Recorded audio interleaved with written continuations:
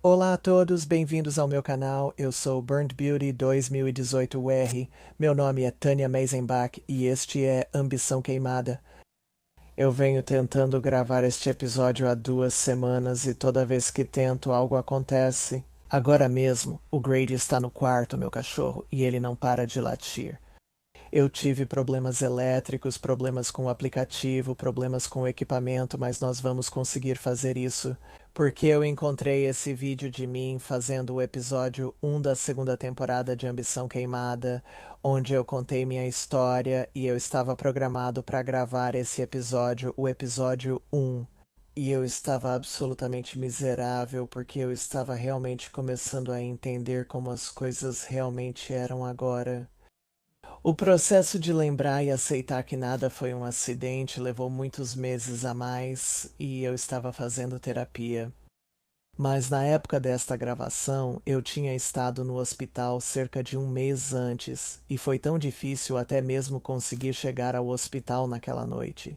No meio da noite, pancreatite que eu nunca tinha tido antes, pedindo para ser levado ao hospital. E ele disse não, e eu falei, então liga para o 911 não. E eu passei 45 minutos no banheiro antes de conseguir me levantar e ir até a cama onde meu telefone estava. E eu mesmo liguei para o 911 e eles vieram. Eles cuidaram de mim, sabe? Me atenderam na entrada de casa e então fomos embora. Cheguei ao hospital e à emergência, mas ele não estava lá. É tipo, ok, bem, talvez ele tenha ficado em casa com Grade, mas as horas passam, ele não está lá e eu ligo para ele. Quando me informaram da internação, algo que na época me assustava muito, eu não queria ficar no hospital e essa data em particular era o aniversário da minha queimadura, então eu estava realmente chateado e apavorado com isso. E quando liguei para ele para contar que eu seria internado, ele estava dormindo. Quando a ambulância foi embora, ele se deitou e voltou a dormir porque estava sob efeito de metanfetamina, analgésicos e heroína. E eu não, eu era tão ingênuo e tão manipulado que nem sabia que era isso que estava acontecendo. Mas nesse vídeo eu estou tentando entender. Sabe, eu ainda não sabia sobre as drogas. Mas está bem claro para mim que esse homem não se importa se eu vivo ou morro, que ele é realmente tão nojento assim, porque é isso que narcisistas são. Eles são nojentos e você não consegue entender o que eles estão fazendo, porque pessoas decentes não fazem essas coisas e é assim que eles te enganam. Então aqui estou eu contando minha história e parece que estou vivendo um conto de fadas. E o olhar nos meus olhos não combina com o que eu sei que está acontecendo no meu cérebro. Então isso realmente me coloca de volta no momento. Então vamos fazer isso juntos. Queria abordar alguns pontos principais. Então, se você ainda não se inscreveu, por favor, inscreva-se. Vamos lá. Vamos sentar perto da fogueira. Então eu estava focada nos meus filhos, no meu marido e nos nossos negócios. Eu tinha uma boa vida sob todos os aspectos. Meu marido e eu renovamos nossos votos a cada 5 anos e 2018 era um desses anos. Então estávamos muito animados porque íamos fazer uma grande viagem de férias. Eu preciso parar por aqui, porque essa era a segunda vez que estávamos renovando nossos votos. E da primeira vez ele estragou tudo quando nos casamos, ele estragou mesmo. Ele estava sendo grosseiro comigo, agindo como um bobo. Ataques de raiva. Enquanto estávamos na nossa lua de mel me xingando, ele me chamou de PUTA na nossa lua de mel dentro de um táxi na frente de um homem. Meu Deus. E então, quando renovamos nossos votos, ele ficou muito bêbado enquanto íamos. Estávamos indo falar com o pastor antes da cerimônia. E tinha outro cara lá se casando e ele começou a rir dele, tipo, se casando, sabe? Foi ruim e realmente magoou meus sentimentos. Eu ainda lembro disso porque é tipo, então por que você está aqui? Por que você está aqui, renovando seus votos? Por que você sempre tem que ser um idiota? Por que você sempre tem que estragar tudo? Então, a história que estou contando é meio assim, como eu disse, é o conto de fadas que eu tenho na minha cabeça. E você tem que entender que se você está nessa posição, é um conto de fadas. Você quer acreditar nisso, está vivendo o sonho, mas aqui estamos nós. Vamos aos Alpes franceses e vamos renovar nossos votos lá. Ok, então vamos fazer isso. A maioria das lojas está aberta, se preparando para a temporada de turistas. Então passamos vários dias, sabe, jantando bem, fazendo compras, relaxando, tomando ótimos drinks, e então decidimos que era hora de nos aventurarmos. E nós tivemos uma discussão. Ele sumiu porque havia um pequeno cassino na cidade de Shimone e ele estava lá, só tentando gastar o máximo de dinheiro possível, porque ele é viciado em literalmente tudo, seja em afeto. Porque havia, você sabe, prostitutas e strippers envolvidas que agora eu consigo ver claramente. Era isso que estava acontecendo, eu não sabia disso na época, se você vai apostar. Ele perdeu US$ 20.000 em um cassino numa noite quando desligou o celular e sumiu.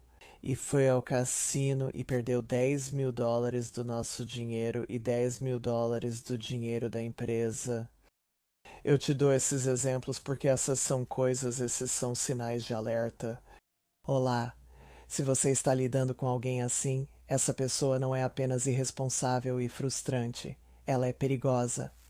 Ele age conforme seu vício, independentemente do que ocorra. Então não foi uma boa época.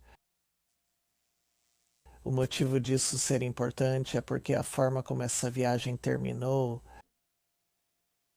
Por isso acredito que ele me incendiou. Ele desapareceu enquanto estávamos em Genebra, Suíça, na noite antes de voltarmos para casa. Ele começou uma briga depois do jantar. Nós fomos para um bar de narguilé depois do jantar, dançamos e nos divertimos. E então foi tipo, ok, hora de ir embora. A gente tem que ir, tem que sair de manhã, sabe? E ele não quer. Ele fica voltando pro bar porque tem um grupo de garotas jovens e bonitas que chegou, tipo essas francesas jovens e bonitas. E ele sabe, eu tiro ele do bar, fico tentando tirar ele de lá.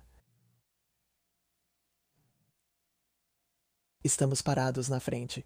Ele diz que precisa ir ao banheiro e volta direto para ficar perto dessas garotas que nem o conhecem. Elas ficam tão assustadas que vão embora. E a gerência do bar me diz que eu preciso buscar meu marido, sabe? Porque eu estava lá fora achando que ele realmente tinha ido ao banheiro, sabe? Havia sinais de que ele é um predador, porque ele é, e ele foi condenado por isso, mas não está no registro na Geórgia. Lembrem-se, se procurarem ou conhecerem ele, não está registrado na Geórgia, mas sim na Flórida. Faça uma verificação de antecedentes antes de namorar alguém. Há 20 anos isso não era tão comum. Eu nem tinha um e-mail do Yahoo na época. Então, ele é um verdadeiro predador. E muitas vezes eu acho que já vi isso. Agora que posso colocar isso em perspectiva, que ele estava sendo um completo estranho, ele era até mesmo um estranho. No hospital, depois que me queimei, uma das enfermeiras jovens disse para outra enfermeira jovem que ela precisava tomar cuidado com ele. E eu fiquei tipo, quem, meu marido? Ela disse, é, seu marido. É loucura. Eu literalmente estava lutando pela minha vida e isso é uma das coisas de que me lembro. Porque a vida com o narcisista, a vida e o abuso emocional são uma tortura e sua mente não funciona mais direito, você não consegue entender as coisas. Você está em modo de luta ou fuga, você está assim há 15 anos. Isso cria doenças autoimunes, danos cerebrais de verdade. Tô tão chateado comigo mesmo. E meus olhos, sabe, dá pra ver, eu não estou feliz, mas esse foi o começo do fim. 5 dias depois eu descobri as drogas. Eu encontrei metanfetamina, heroína, comprimidos e cocaína. Chamei a polícia e ele foi embora com as drogas, fingindo que jogou fora. Saiu antes deles chegarem e disseram que nada podiam fazer. Eu tirei uma foto disso, sabe? Eu simplesmente terminei neste vídeo. Eu terminei. Eu apareci para fazer meu podcast porque estou programado para fazê-lo ao vivo e é isso que estou fazendo no automático. Mas eu estou morrendo bem aqui. Recuar.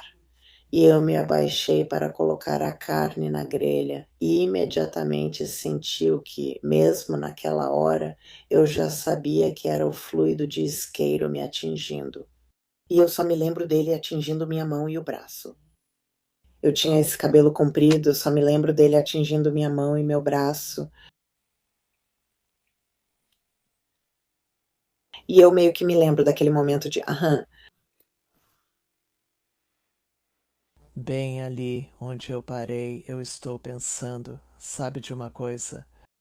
Bateu na minha mão e no meu braço, como eu fiquei tão envolvido. É,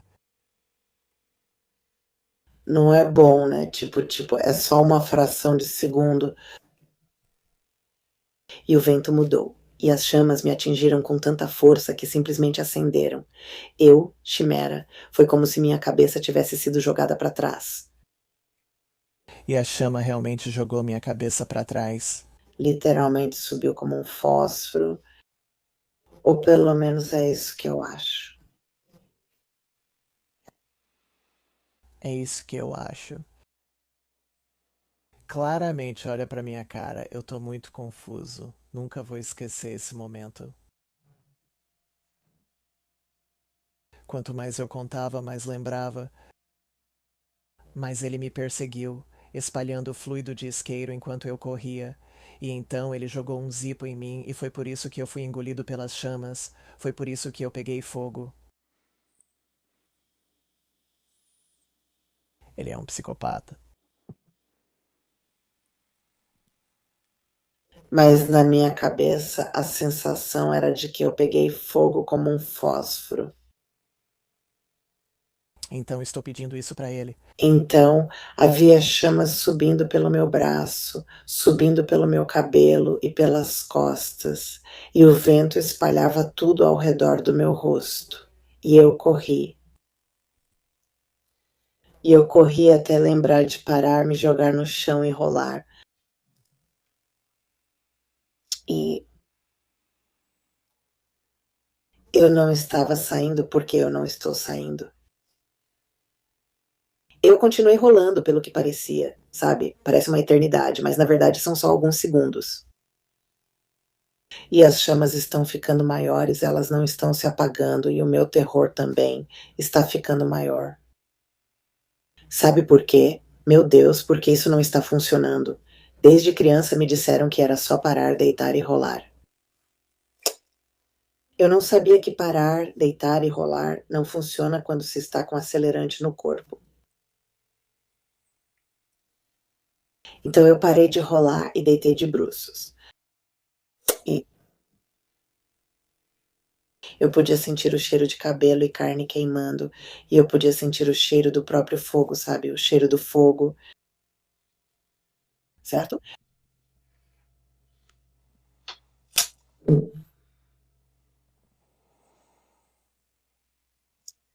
Eu podia sentir o cheiro de tudo, mas eu não conseguia sentir nenhuma dor.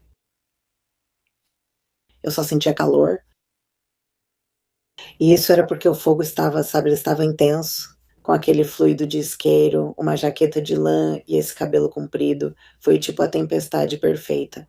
E sabe, eu já tinha perdido os nervos, né, já tinham queimado, então não sentia a dor chegando ao meu cérebro. E eu aceitei o que achei que fosse meu destino e comecei a rezar o Pai Nosso. Minha vida não passou diante dos meus olhos. Pensei no meu dia perfeitamente normal quando acordei, quando levantei da cama naquela manhã, mas agora são 9 da noite e estou morrendo naquela entrada de garagem. Eram 8 horas. Mas Deus tinha outros planos. Sim, ele tinha. Deus tinha outros planos. Eu parei aquela oração e disse: Deus, é assim mesmo que eu devo morrer? Com 45 anos e queimando viva na minha garagem? Eu sabia o que estava acontecendo? Estou queimando viva, não morrendo. Quanto tempo isso leva? Sabe quanto tempo isso leva?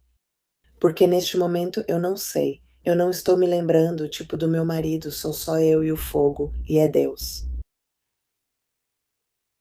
E então, aparentemente, eu estava falando em voz alta, gente, e quando eu disse: "Sabe, é assim mesmo que eu devo morrer", Deus me respondeu imediatamente, mas ele fez isso através da voz do meu marido. Meu marido disse: "Eu te entendi, querida, eu te entendi". Sim, Senhor. Isso é Deus. Essa é a mão de Deus.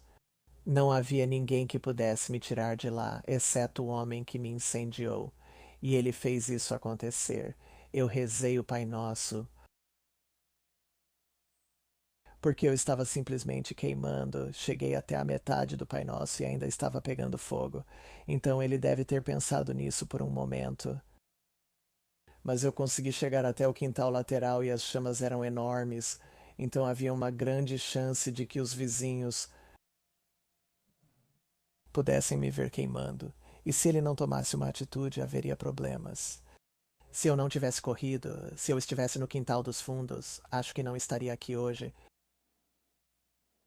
Talvez porque Deus tomou o controle. Deus assumiu o controle. Assim que ele me tirou, eu literalmente pulei do chão e corri para dentro de casa para ver. De todas as coisas, meu rosto, não sei porquê, era como se meu rosto estivesse bem, então eu estaria bem. Nós somos tão condicionadas aos nossos rostos, aos padrões de beleza. Sabe como meus braços? Posso arregaçar as mangas ou cobrir. E mesmo nesses segundos em que quase perdi minha vida, eu só quero ir olhar para o meu rosto. E eu achei que estava tudo bem, porque quando olhei no espelho estava só vermelho. Eu não sabia disso. Demora alguns dias para a pele ficar necrótica e para eles terem que raspar a pele. Porque tive queimaduras de terceiro e quarto grau, que são muito graves. Quarto grau significa que atingiu o tecido, tipo por aqui. Então, mais do que a pele foi perdida, às vezes até os ossos. Eu não perdi os ossos, mas perdi um pouco da musculatura. Então eu não sabia que isso ia acontecer, mas eu sabia que estava viva. E meu marido ligou para o 911, porque na verdade eu pensei, eu estava tipo, bom, talvez eu estava tão confusa, eu pensei, bom, talvez eu devesse ir ao médico de manhã. Eu me queimei e o rosto dele parecia horrorizado. Ele disse: "Não, eu já liguei para o 911." O rosto dele estava horrorizado e levou apenas 2 ou 3 minutos para o 911 chegar. Mas ele estava tão impaciente que já tinha começado a mover o caminhão, não conseguia esperar.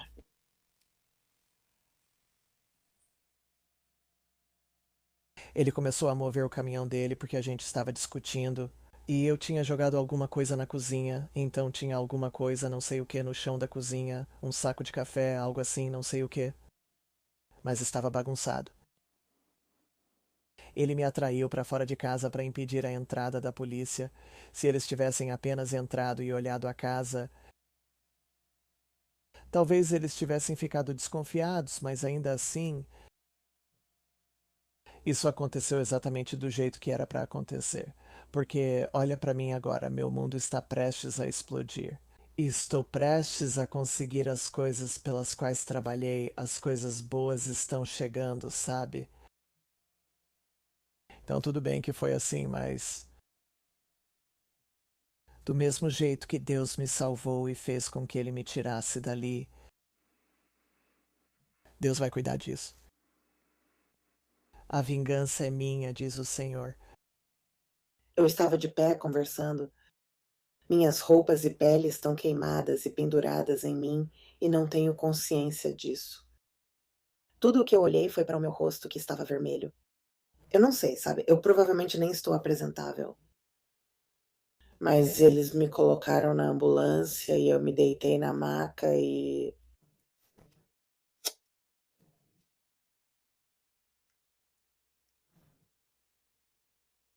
a paramédica começou a trabalhar de forma muito intensa, muito rápida e furiosa.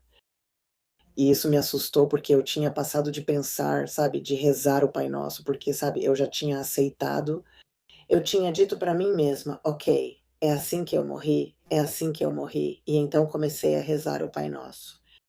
Eu tinha aceitado até ouvir: eu te peguei", e então pensei: "Ok, eu vou viver".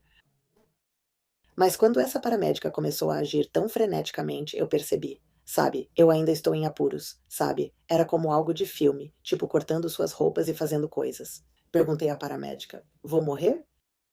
Ele disse: "Não, você não vai morrer". Perguntei se ele diria isso mesmo, achando que eu iria, e ele respondeu que sim. E então ele disse as últimas 2 palavras das quais me lembro. Ouvindo por 2 meses e foram empurre, fentanil e tudo ficou preto. E é aí que o episódio 1 termina.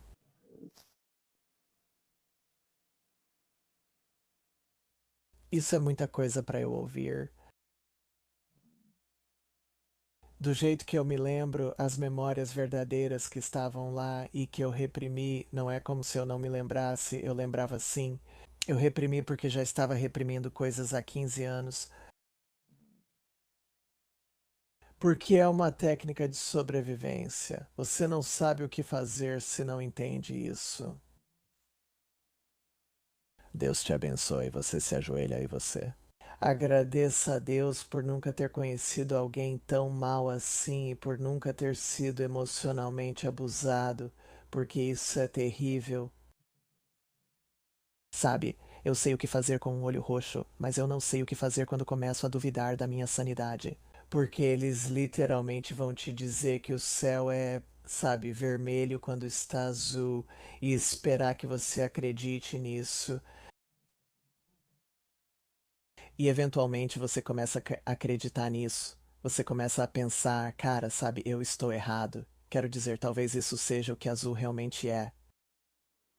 É isso que o gaslighting faz. Não é só mentir, não é só te contar uma mentira, é um condicionamento. É maldade. Eu nunca deveria ter saído em um segundo encontro com esse homem. Ele é exatamente assim mesmo. Simplesmente não há nada de interessante nele. Mas ele me pegou numa época em que eu estava sozinho e com medo. Agora não estou mais e sou grato por isso. Então, na próxima semana voltaremos a um podcast de verdade e eu vou postar o restante da segunda temporada. Eu vou repostar para que você possa me ouvir terminar essa história por conta própria. Se você ainda não se inscreveu, por favor, faça isso. E por favor, seja gentil e procure entender as pessoas em vez de julgá-las, porque ninguém escolhe ser abusado. Ninguém se inscreveu, ninguém escolheu um abusador, eles escolheram a fachada falsa que o abusador apresentou. Por um ano, talvez apenas um mês, talvez 6 meses, mas foi essa pessoa que eles escolheram. E então eles ficaram tão confusos com a mudança que continuaram a correr atrás daquela pessoa para tentar tê-la de volta. É assim que acontece. Por favor, inscreva-se. Eu te vejo na próxima semana. E se você está em um relacionamento assim, por favor, ligue para a linha nacional de violência doméstica no número 18007997233. O número está na legenda, com o código para mensagem. Se quiser só mandar mensagem, lembre: abuso emocional também é abuso. Procure ajuda. Eu amo vocês e lembrem-se de que, seja o que for que vocês estejam passando, isso também vai passar.